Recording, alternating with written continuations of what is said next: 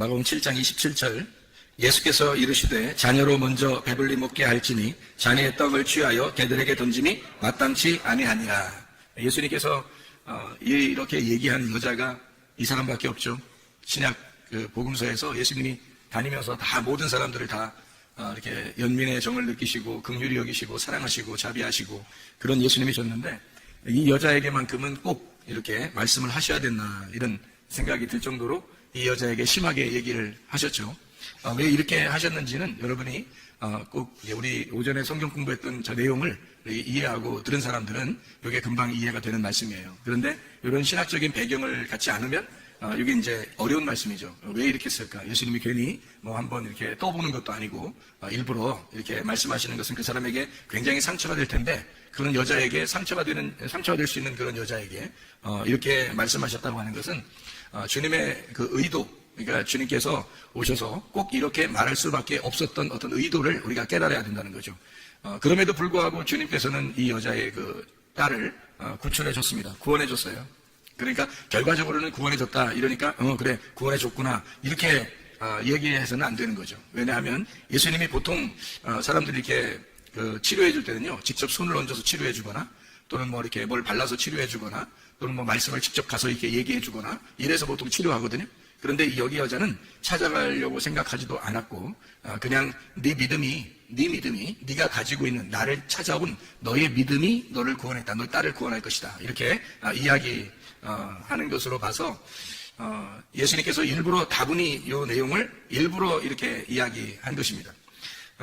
이 여자의 그 믿음이 대단했죠. 개들에게 던지는 것이 주인이 먹다가 남은 것을 아이들이 먹다가 남은 부스러기를 개들도 먹지 않겠습니까? 해서 그 부스러기의 복음을 내게 주십시오. 그러면 우리 가정이 치료를 받겠습니다. 라는 그런 고백을 하게 되죠. 그러니까 예수님이 이제 그 말을 붙들고 네가 그렇게 말했으니까 그러면 그 말 때문에 너의 집이 구원을 받을 거다. 이렇게 되는 거예요. 그러니까 네가 그 말 했으니까 그렇게 말을 했으니까 그 말을 붙들고 그리고 네 딸이 귀신이 떠나가고 병이 고침받을 것이다 라고 얘기한 거예요. 예수님이 직접 가서 치료해 준 거 아닙니다. 그러니까 잘 성경을 이해해야 돼요. 왜 그랬는지, 예수님이 왜 그럴 수밖에 없는지를 여러분이 이해해야 됩니다.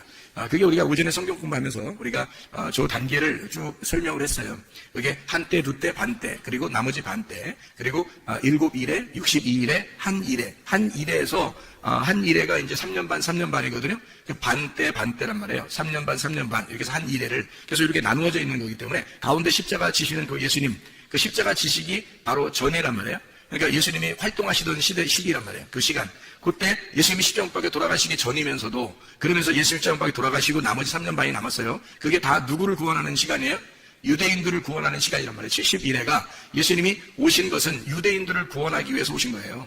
이방인들을 구원하기 위해서 온 게 아니기 때문에 이 사람은 이방인 여자예요. 그러니까 이방인 여자를 자기의 시간 안에 고칠 수가 없는 겁니다. 그러니까 이게 법칙이니까. 하나님의 그 규칙을 누구보다도 잘 아니까 아무리 긍휼이 많아도 그분이 막 나서서 이방인들을 쫓아다니면서 구원할 수가 없는 거예요.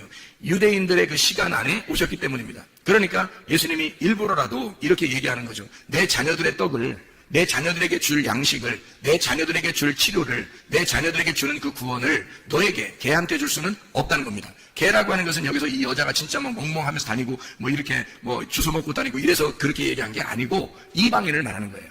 이방인에게 내가 온 게 아니라는 거죠. 이방인에게 온 게 아니라 70일의 안에, 다니엘서 9장에 나오는 70일의 안에 온 유대인들에게 구원을 위해서 왔기 때문에 주님은 그 이외에 이방인의 때가 아직 안 왔으니까 이방인의 때는 바울 사도가 나오고 난 다음이 돼야 된단 말이에요.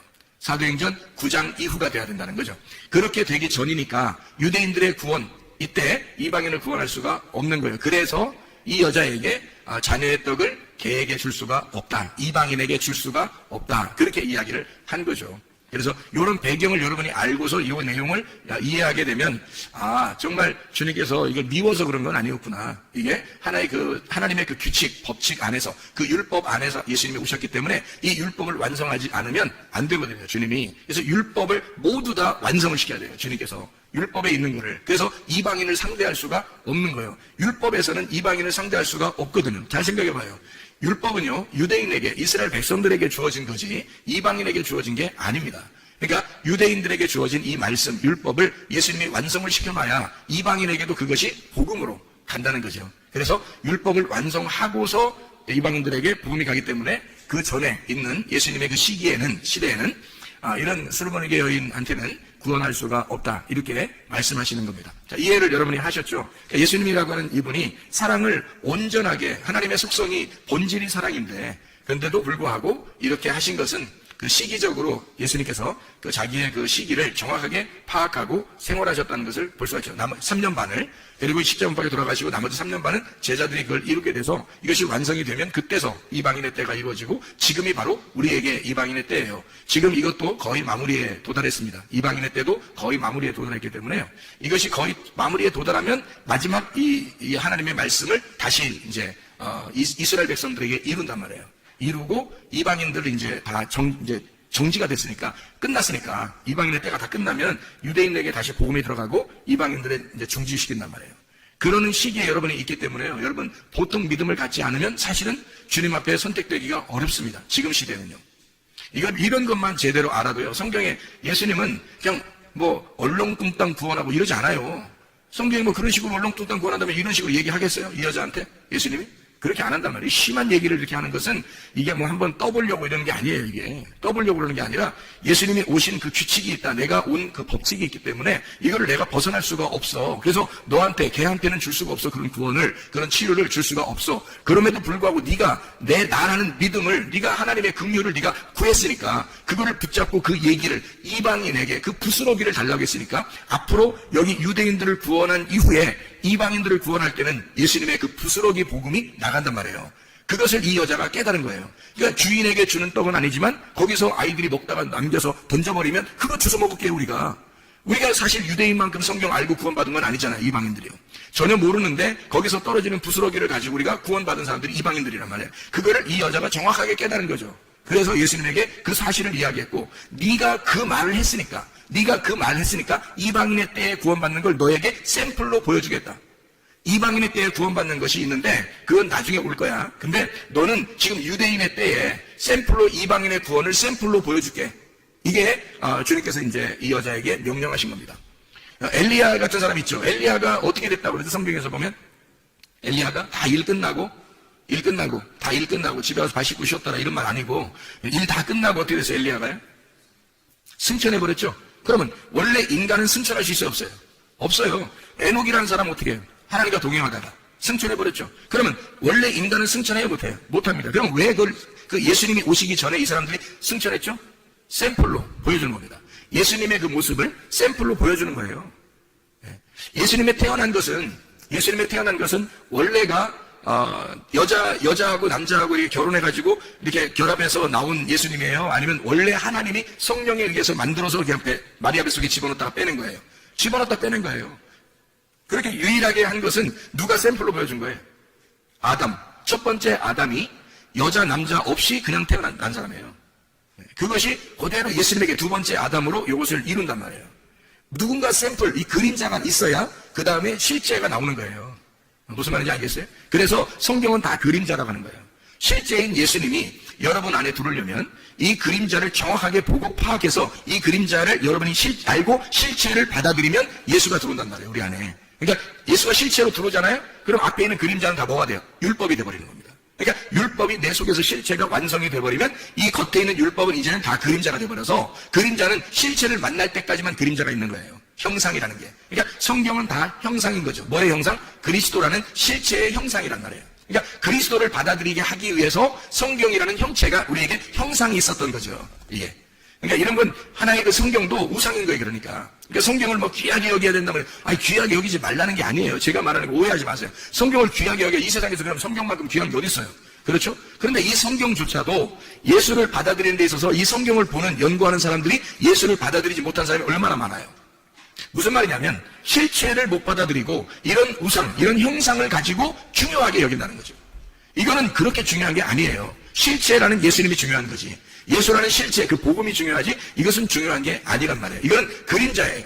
하나의 이제까지 이루어졌던 예수 그리스도가 우리를 위하여 이루신 모든 사건들을 여기에 기록함으로써 이런 하나님이다라고 하는 것을 설명해 주는 거예요. 무슨 말인지 알겠죠? 그러니까 이방인의 구원의 때가 오면 수로보니게 여인 이 한 사람만 구원받겠어요? 이 여자의 그 딸만 구원받겠냐고요? 아니에요. 수많은 이제까지의 유대인들이 구원받은 것보다 더 많은 이방인들이 구원받아요. 수많은 이방인들이 구원받게 된단 말이에요. 그렇게 구원받는 것을 수르보니게 여인, 그 딸을 통해서 우리에게 샘플로 보여주는 거예요. 이 여자를 통해서. 그러니까 이거는 그림자로 먼저 있었던 예수님과 함께 이 이야기들 앞으로 나올 71회가 끝나고 이방인의 때에 이루어질 사건을 설명해 주는 거란 말이에요. 그러니까 예수님이 일부러 이 여자 보고 너는 이방인이잖아, 너는 개잖아. 그러니까 내가 이 귀한 말씀을 너한테 줄 수가 없어. 내가 하늘에서 내려온 말씀인데 나를 너에게, 너의 딸에게 줄 수가 없다. 나는 71회 안에 왔으니까.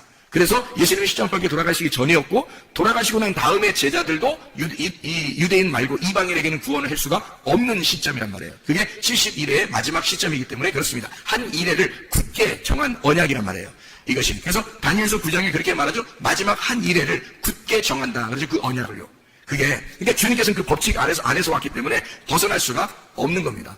유대인들을 구하는, 자기 자녀들을 구원하기 위해서 오신 거니까 그런 거예요. 이게 하나님께서 자기 자녀들을 구원하기 위해서 하나님의 아들이 내려오셨단 말이에요. 그리고 나서 그 안에서 예수님이 수르보니게 여인을 구원하고 그 딸을 치료하고, 그리고서 밖에 있는 앞으로 71회가 끝난 이후에 이방인들을 구원하는 놀라운 실체의 역사가, 성령의 역사가 이 여자를 통해서 그림자로 보여준다고 이야기해. 이렇게 예수님이 절대 할 수 없는, 절대 치료를 할 수 없는 그 시점에서도 예수님은 긍휼을 베풀더라. 무슨 말이냐면, 절대 이건 성경의 규칙상 안 되는 거란 말이에요. 근데 이 성경의 규칙도 하나님의 자비함보다는 못하다는 거죠. 하나님의 그 사랑보다는 못하다는 그 규칙이. 규칙이 너무 정확한 건데 그걸 다 지켜야 되는데 그 규칙보다도 더 위대한 게 있었으니 그게 바로 하나님의 사랑이라는 겁니다. 그러니까 이 여인에게 도저히 이 여인의 딸은 구원받을 수가 없어요. 이방인, 예수님을 만날 수가 없고요. 그런데 예수님이 만나주고 또 거기서 얘기도 하게 되고 개라고 얘기했는데 그 여자가 가지 아니하고 개에게 푸스러기 좀 남겨주세요 라고 얘기하니까 네가 그 말을 하였으니 너의 딸이 지금 치료를 받았다. 그리고 귀신이 떠나갔다. 뭐 이런 이야기를 하는 것입니다. 그러니까 진리의 말씀이, 복음이 들어갔다는 얘기예요. 진리의 말씀이 들어갔다. 어떻게? 이방인의 때도 아닌데. 근데 하나님의 그 자비하심, 하나님의 그 사랑은 이런 법칙도 뛰어넘더라. 놀라운 것입니다. 이게 하나님의 놀라운 법칙인데도 그걸 뛰어넘어서 치료하죠. 그럼 우리 여러분과 저는 지금 이방인의 때예요. 여러분과 제가 이런 성경의 그림자보다 더 중요한 실체가 우리에게 하나님의 영으로 함께 하신다고. 그럼 그 영을 붙들고 그 영을 내 안에 모셔드리면 그 영이 곧 말씀이요 그가 생명입니다. 그럼 우리는 치료하고도 남을 것이고 문제 해결하고도 남을 것이란 말이에요. 그럼 그 주님에게 모든 것을 의지하면 살아계신 우리 주님이 역사하시지 않겠느냐. 정말 간절하게 우리가 이 여인처럼 그렇게 간절한 마음이 있느냐 하는 거예요. 다른 사람 같으면 야 걔야 나는 너한테 도저히 줄 수가 없다. 자네 떡을 너에게 줄 수가 없다. 그러면 안 되는데 나 꼭 좀 해주세요. 안 돼. 그러니까 이렇게 하면서 그냥 하면 계속 그러면요 할 수 없이 그냥 갈 수도 있잖아요. 근데 이 여자는 그러지 않았어요. 거기서 멈추지 않았어요. 그래 맞아요. 당신의 오신 것이 바로 그런 법칙으로 오신 것을 제가 압니다. 그래서 나에게 도저히 우리 딸은 구원할 수 없다는 것도 압니다. 그러나 주님 자비를 베풀어 주십시오. 사랑을 베풀어 주십시오. 나를 불쌍히 여겨 주십시오. 끝까지 말씀하는 거예요. 말하는 거예요. 그러니까 주님께서 뭐라고 그래? 네가 말했으니까. 네가 말했으니까. 내가 직접 가서 구원할 수는 없어. 때가 자기의 때는 이 법칙상 온 때니까. 그러나 네가 말했으니 네 말이 너를 감싸서 치료할 거다. 네 말이 나와서 너의 딸을 치료할 거다. 네 말이 나와서 나라는 예수를 네가 붙들었고 네가 나의 믿음을 붙들었으니 네가 말한 그것이 너를 감싸서 네 문제를 해결할 것이라는 겁니다. 놀라운 거 아닙니까? 하나님의 역사가 본인이 자기가 자기를 건축할 수 있다는 겁니다. 자기가. 생각해보세요. 누가 건축해주지 않는다겠죠? 믿음이라고 하는 것을 누가 건축해주지 않는다 그랬어요. 노아 방주? 누가 졌다고요? 노아가. 그래서 노아 방주라고 그러는 거예요. 여러분의 방주는 어떻게 해야 되는? 김씨가 지면 어떻게? 김씨 방주가 돼야 되는 거고요. 최씨가 지면요. 최씨 방주가 돼야 되는 거고요. 임씨가 지면 임씨 방주가 돼야 되는 거예요. 노아의 방주는 우리한테 필요 없어요. 그래서 아마 발견이 되지 않는가 봐요. 발견된다 할지라도 그거하고 우리가 우리가 지금 그 안에 들어가 있으면 살아요? 안 그래요. 추운데 있대요. 추운데 이 아라라스랑이 추운데 그 근처에 있대요. 그러니까 지금도 그 안에 들어가 살 수는 없는 거죠. 그게 발견된다 할지라도 우리하고는 전혀 상관없는 거예요. 나의 방주를 지어야 된다는 거죠. 나의 믿음으로. 그러니까 주님의 믿음을 내가 믿음으로 나의 방주를 지어서 내가 그 안에 들어가 구원을 받아야 된다. 지금 그게 이방인의 때다. 수르보니게 여인의 그 말이 방주를 지은 거죠. 그 말이 너를 감싸서 네가 그 말씀 안에 들어가 너와 너의 딸이 구원받을 것이다. 놀라운 거잖아요. 하나님의 역사는 이렇게 우리에게 말씀으로 오는 겁니다.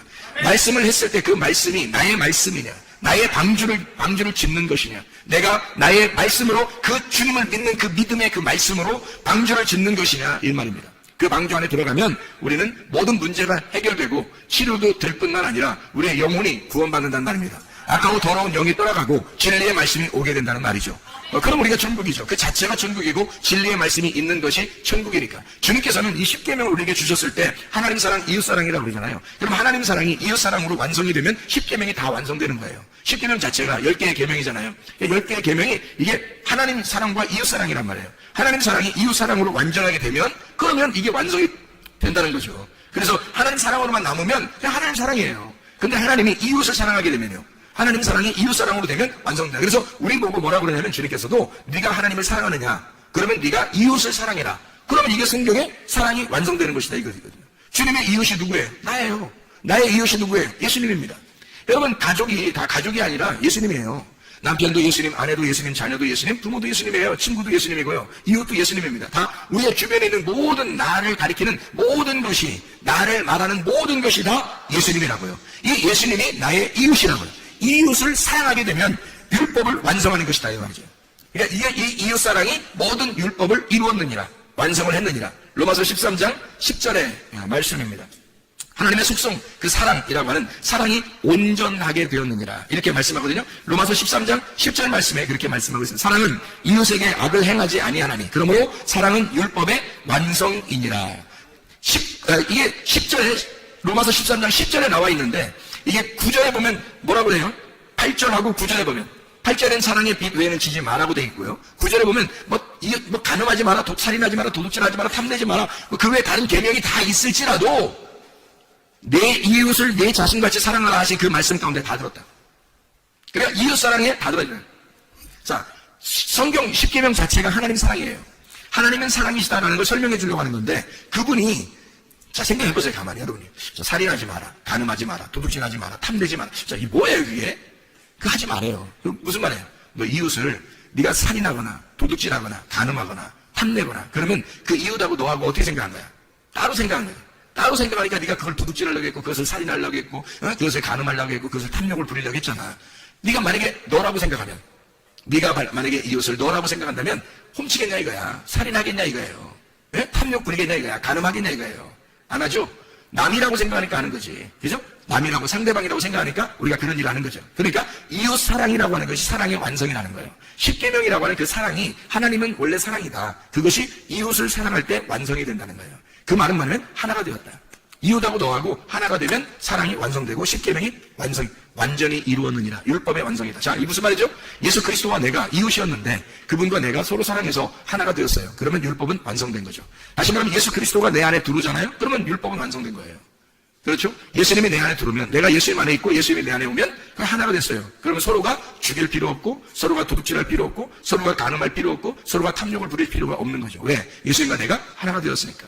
이게 서로 사랑이라는 거예요. 이게 이웃 사랑이라는 겁니다. 그러면 율법을 완성하였느니라. 자, 이것이 안 돼 있을 때는, 예수님이 오시기 전에, 십자가 못 박혀 돌아가시기 전에 모든 사람들은 다 이게 한쪽이 부족한 거예요. 한쪽이 부족한 거야. 그래서 사도행전 3장에 보면 성전 앞에 누가 나오죠? 예, 전인배리가 나옵니다. 이 안진뱅이라고 나와서 우리나라 성경에는 안진뱅이라는데 사실은 한쪽 다리가 부족한 자예요. 한쪽 다리가 부족한 자. 그러니까 절름발이에요. 절름발이니까, 여러분 절름발이면 어떻게, 안진뱅이면 원래 걸어가지도 못하죠. 근데 절름발이면 어때요? 성경대로 말하면 절름발이거든요. 그럼 이 절름발이라고 하는 게, 절름발인 여러분 걸어갈 수 있어요, 없어요? 있어요. 뛸 수 있어요, 없어요? 뛸 수 있어요. 절름발이는 한쪽 다리만 부족한 거거든요. 그러면 이렇게 뛰기도 하고요, 이렇게 걸어가기도 하고, 그러는 거예요. 그게 그 절름발이에요. 안진뱅이는 아예 못 일어난 거고. 그러니까 우리가 생각할 성경에 안진뱅이라고 나오니까 성전에 들어가서 뛸 수 없고 걸어갈 수 없으니까 성전에 못 들어가겠구나, 이렇게 생각하는데, 만약에 이 사람이 성전 안에 들어갈 수 있다면, 그런다면요? 그러면 들어가면 막 뛸 수 있어요. 다리 한쪽 가지고 걸어갈 수도 있고. 그러면 이 사람이 진짜 완전히 다리가 한쪽이 길어졌는지, 한쪽이 짧았다가 한쪽이 길어졌는지, 아니면 그래 짧은 상태에서 막 그냥 들어가서 뛰었는지 우리는 모르죠. 근데 어쨌든 온전해졌다는 건데, 이게 무슨 말이냐면 이런 거죠. 예수님이 오셔서 십자가 못 박혀 돌아가시기 전에는 우리 인간들이 다 성전 안에, 성전은 예수님인데 그 예수님 안에 들어갈 수 없는, 성전 밖에서 성전 안에 들어갈 수 없는 절름발이었다는 겁니다. 한쪽 다리가 한 짝이 안 맞는 거죠. 절름발이란 말이에요. 짝이 안 맞는 거예요. 이게 짝이 두 개가 똑같이 맞아야 되는데 이게 안 맞는 거예요. 한쪽이 짧아서 안 맞아요. 그러니까 나와 예수님이 안 맞는 거야, 이게. 이게 안 맞으니까 성전 밖에서 계속 이게 구걸하고 있는 거죠. 구걸하고 있다는 말은 어떻게 좀 도와달라는 거 아니에요? 그죠? 도와달라는 말은 뭐예요? 기도한다는 말이죠. 그죠? 도와달라는 말은 기도한다는 말이에요. 기도해. 뭘 기도했겠어요, 이 사람이? 구걸하는데 뭘 기도했겠어요? 구걸하니까 그게 기도하는 거야, 그게. 그게 밖에서 막 구걸하는 거야. 기도하는데 뭘 기도했겠어요? 예? 절름발이야, 이 사람이. 그러니까 뭘 기도했겠어요? 내 다리 좀 온전케 할 사람이 있었으면 좋겠다. 내 다리 좀 온전케 해주세요. 자, 소경이 만약에 구걸하고 도와달라고 하고 기도한다면 소경은 뭐라고 기도할까요? 눈뜨게 해달라고 기도할 것입니다. 그렇죠? 예, 그래서 이 사람은 절름발이란 말이에요. 절름발이니까 어떤 기도를 했을까? 어떻게 구걸했을까요? 나 좀 온전하게, 다리 좀 온전하게 한 짝이 되도록 해주십시오라고 기도했을 거란 말이에요. 그렇게 구걸했을 거란 말이에요. 그죠? 그랬더니 겉으로 실제로 이렇게 다리를 고쳤다, 뭐 이런 의미가 거기서 뭐 고쳐져서 어떻게 했다, 이런 의미가 자세히 나오는 건 아니에요, 거기에. 뭐라고 나오는 게 있어요. 베드로하고 이제 요한이 올라가면서, 베드로와 요한이 하필 성전에 올라갈 때 뭐 두 명만 맨날 다니나요? 다른 사람 안 다니나요? 성전에 올라가는데, 오순절 이후에 성전에 갈 때 베드로하고 요한하고 두 명만 들어가요? 다른 사람들, 다른 제자들 안 들어가나요, 원래? 이상하죠, 그죠? 그게 다른 제자들의 이름이 안 써 있단 말이에요. 왜냐면 이 두 사람 이름에 쓰 있는 것은 왜 그랬겠어요? 사도행전 3장에 보면 이해가 돼요.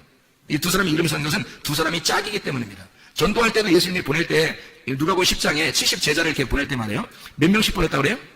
둘씩 보냈다 그랬죠, 그죠? 둘씩. 이게 짝이기 때문에 그래요. 하나님과 나라는 짝, 하늘과 땅이라는 짝, 하늘의 두 개의 짝, 이런 짝이에요. 그래서 짝을 말하는 겁니다. 그러니까 두 명이 짝이에요. 예수님과 내가 짝이에요, 짝. 하나의 짝이라고. 그래서 둘이 하나가 돼야 돼. 그래야 신랑 신부 부부가 되는 거예요. 그러면 그리스도와 내가 하나가 돼서 그게 천국을 이루는 거거든요. 부부 생활이 천국 생활이에요. 그래서 그게. 이 짝을 이루는 거란 말이에요. 예수님과 내가 짝을 이루는 거. 이 요한과 베드로와 요한이 둘이 이제 짝을 이루어서 올라가는 거예요. 그러니까 이 사람이 절름발이가 가만히 생각하니까 저 사람 둘 다 짝을 이루어서 올라가는데 나는 짝이 안 맞춰. 다리가 짝이 안 맞았어. 그러니 내가 구하는 거죠. 막 쳐다보면서 당신들은 두 명이 이렇게 가고 짝이 다 이루어졌는데 나만 짝이 안 돼 있어요. 다리가. 이렇게 이야기하는 거죠. 예, 그러니까 이제 베드로와 요한이 뭐라 그래요? 우리는 너에게 실제로 겉으로 이렇게 껍질을 줄 수가 없다. 다시 말하면 금과 은, 이 성전 안에 들어가는 금과 은을 우리가 줄 수는 없다. 다시 말하면 이 성전도 다 뭐다? 껍데기다. 이것도 이 껍데기야. 그러니까 내가 너에게 금과 은 이런 거 껍데기 줄 수는 없어. 우리가. 그러니까 우리는 뭘 주냐면 속 내용을 줘야 되겠어. 너에게 알맹이를 줄 수밖에 없어. 우리는 껍데기가 아니라 이 성전이라는 껍데기에 우리가 둘이 짝이 됐다는 것을 우리가 알려주러 들어가는 거니까. 그러니까 이 성전 안에 진짜 너를 짝을 맞춰가지고 들여보내야 되겠다, 우리가. 그래서 우리는 껍데기를 줄 수 없으니까 금과 은이라는 껍데기를 줄 수 없어. 그러니 내가 너에게 예수 이름이라는 알맹이를 줄게. 예수 이름이라는. 예수 말씀이라는 그 진리를 네가 알아야 널 자유하게 되고 다리가 짝이 맞춰지는 거야. 그래서 내가 너에게 예수의 이름을 전달해 줄게. 예수의 이름으로 말하노니 일어나라. 그렇게 말하는 거예요. 그랬더니 이 사람이 벌떡 일어나서 가가지고 막 춤을 추고 그러는 거예요.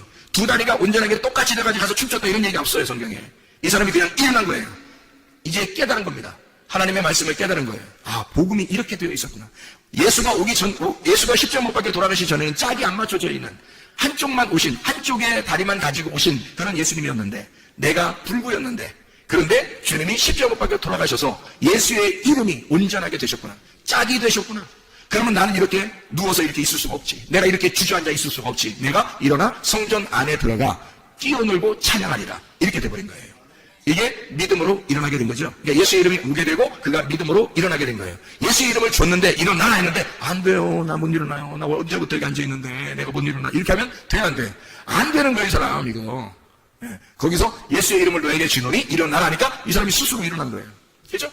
복음의 말씀이 여러분에게 비추어 오면요, 여러분에게 말씀을 이렇게 외치는 자의 소리가 들리잖아요. 외치는 소리가 들리면 이게 뭐냐면 빛이 비추어진 거예요. 이게 빛을 비추는 거야. 세상에 빛을 비춘 거예요. 이렇게 비추어지면 여러분이 그 믿음을 가지고 그 빛을 가지고 여러분이 일어나야 된다는 거예요. 성전 안에 들어가 뛰어놀고 찬양해야 된다는 것입니다. 이렇게 말씀이 여러분에게 오게 되면 짝을 맞추어줘. 하나님은 진리의 말씀으로 나머지 한 짝을 맞추어서 예수 그리스도의 십자가 못 박혀 돌아가신 사실을 여러분 진짜로 믿으면 우리는 주저앉아 있을 수가 없다는 겁니다. 짝을 맞추어서 그대로 믿음으로 승리하고 일어나셔야 합니다. 그 믿음, 그 예수의 이름이 우리를 일으킬 것이니까. 그럼 우리는 거기서 주저앉아 있으면 안 된다. 짝이 맞춰져야 된다. 그 말이죠. 자, 우리에게 간구하는 것이 있어야 되겠죠. 이 졸음발이 사람처럼 간구하는 게 있어야 돼요. 하나님, 나 살려주세요. 내가 짝이 안 맞는 것 같아요. 하나님, 내가 이런 불구예요. 내가 이렇게 잘못되어 있는 사람입니다. 자, 죄인입니다. 도저히 예수님하고 내가 짝이 안 이루어졌어요. 하나님, 내가 예수님하고 내가 짝이 이루어지도록 하나님 나를 불쌍히 여겨주세요. 라고 수르보르게 여인도, 여기 있는 안진뱅이도, 이 졸음발이 그 남자도, 사도행전 3장에 이 사람도 다 주님께 간구하는 거예요. 하나님에게 간구하는 거예요. 그랬더니 도울자를 보내서서 수로보르게 여인이 있을 때는 예수님이 가셔서 얘기하고요.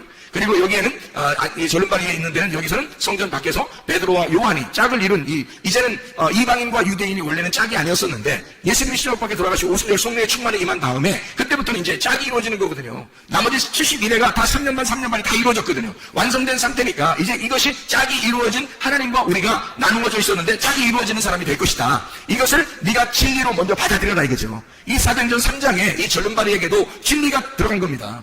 진리가. 그래서 이 사람에게 짝을 맞춰주고 그 짝을 맞춰준 상태에서 이 사람이 그 진리를 받아들이니까 믿음으로 일어설 수가 있게 되었다. 이것은 주님의 짝이에요. 하나님의 말씀이라고 하는 이 말씀은 그래서 이 다리에 두 개 다리가 절름발이었었는데 한 짝을 이루는 71회가 완성되면 우리의 모든 짝이 다 맞춰져. 그리스도가 신랑이고 내가 신부가 돼서 하나의 짝이 맞춰지면 온전한 다리로 살아갈 수밖에 없는, 짝이 이루어진 상태로 살아갈 수밖에 없는, 그분은 신랑이고 나는 신부인데 둘이 하나가 되는, 주님이 내 안에 내가 주님 안에 있는 서로 하나가 된 삶을 살아갈 수밖에 없다는 거죠. 그게 진짜 믿음이라는 겁니다. 그러니까 저쪽에 예수님이 계시고 내가 여기 있어서 주님을 믿어드리는 게 아니에요. 그건 믿음이 아니라는 겁니다. 근본적으로 예수님이 내 안에 내가 예수님 안에 있는 것 그 자체가 하나가 된 그것이 믿음이라는 거예요. 그래서 주님 앞에 기도하는 거예요. 기도해서 주님께 응답받고 주님께 응답받아서 하나가 되면 주님이 자비를 베풀 거 아닙니까? 하나님이 우리에게 자비를 베풀 거 아니에요. 그러면 우리의 문제거리를 해결하면 주님이 나와 하나가 된단 말이에요. 이 하나가 되면 하나가 된 사람이 풍성한 사람이에요. 그러면 이 풍성한 사람이 또 그 말씀을 나눔으로써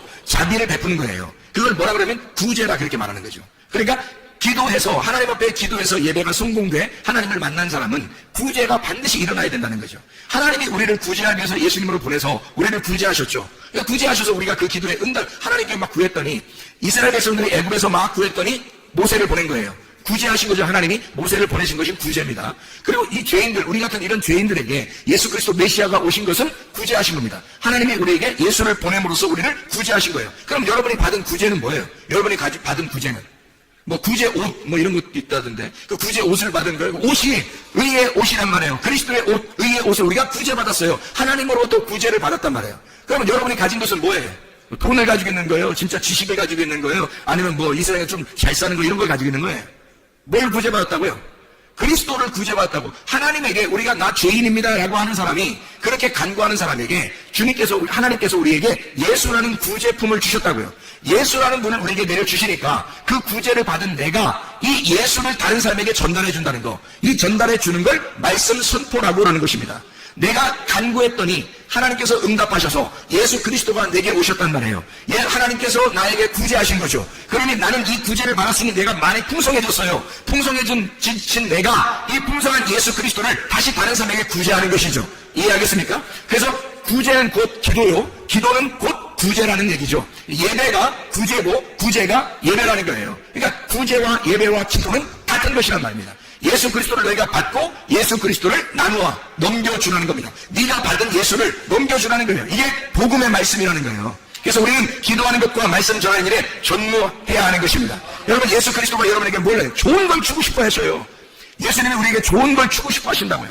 이 여러분에게 여자는 진짜 받을 수 없는, 자격이 없는, 시간도 아직 되지도 않았던, 이 여자는 정말 구원받을 수 없는 위치에 있는 사람이었다고요. 그런데 불구하고 하나님의 자비가 발동하면, 하나님의 사랑이 발동하면 뭐든지 해줄 수 있는 거예요.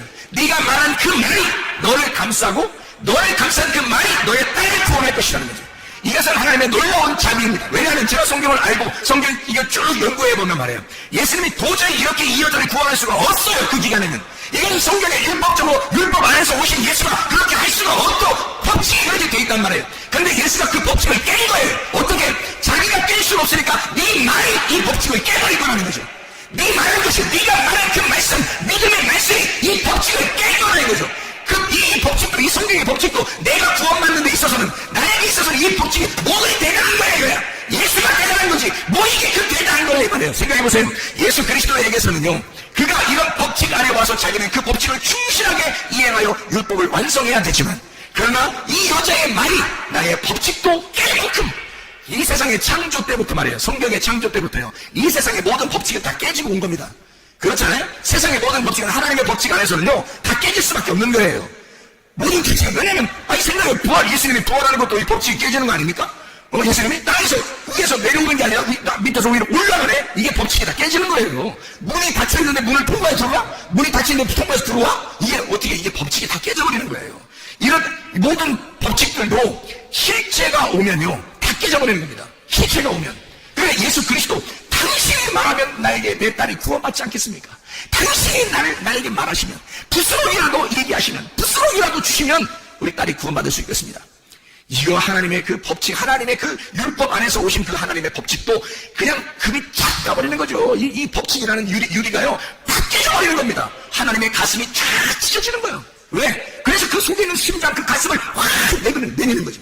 그래, 네가 말했으니, 네가 나의 심장을 건드렸으니, 네가 나의 사랑의 심장을 건드렸으니, 그러니 네가 말할 그것이 너를 구원할 것이다. 그 믿음이, 그 심장이 너를 구원할 것이다. 하나님의 사랑입니다. 여러분, 하나님은 사랑을 완성하시러 오신 분이에요. 하물며 여러분과 저에게 지금 이방인의 때에 여러분과 저에게 하나님의 은혜를 베풀지 않겠는가? 하나님의 은혜를 구하는 주의 백성들 다 되시기를 바랍니다. 우리 하나님 아버지 사랑과 은혜를 감사를 드립니다. 주의 은혜 가운데 살다가 주님 만나게 도와 주시옵소서. 예수 그리스도 존귀하신 이름으로 기도 올려옵나이다.